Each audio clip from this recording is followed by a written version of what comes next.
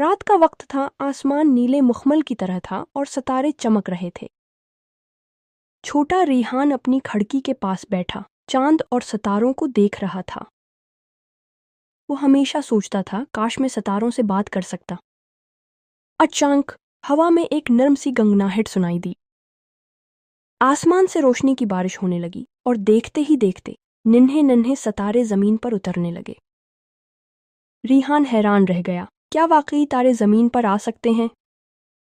एक छोटा चमकदार सितारा उसके सामने आकर रख गया।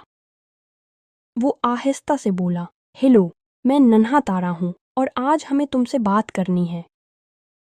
रेहान खुशी से उछल पड़ा, तुम बात कर सकते हो?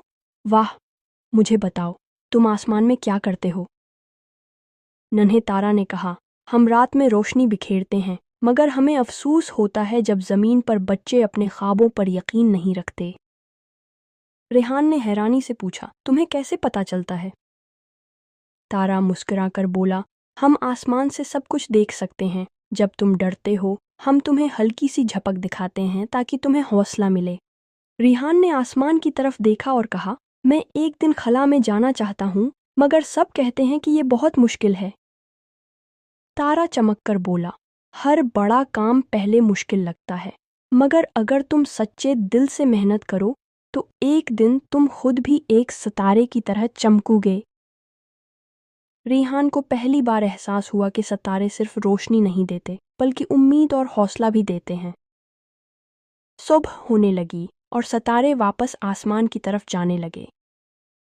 तारा ने अलविदा कहते हुए कहा, जब भी तुम्हें हौसला चाहिए हो, बस हमें देख लेना, हम हमेशा तुम्हारे साथ होंगे। रेहान ने आसमान की तरफ देखा और मुस्कुराकर बोला, अब मैं कभी अपने ख्वाबों से नहीं डरूंगा। शुक्रिया मेरे चमकते दोस्तों। और यूं एक रात जब सितारे जमीन पर आए, एक बच्चे का दिल रोशनी और उम्मीद से भर गया। ये वाकया हमेशा रेहान की यादों में रहेगा और उसने अपनी जिंदगी का मकसद ये बनाया कि वो अपने ख्वाबों की ताबीर के लिए मेहनत करेगा। सितारों की कहानी ने रेहान को सिखाया कि ख्वाब देखने की ताकत हमेशा मौजूद है, बस दिल से कोशिश करने की ज़रूरत है। क्या आप मज़ीद ऐसी कहानियाँ सुनना चाहेंगे? अगर हाँ, तो अभी सब्सक्राइब का बटन दबा दें।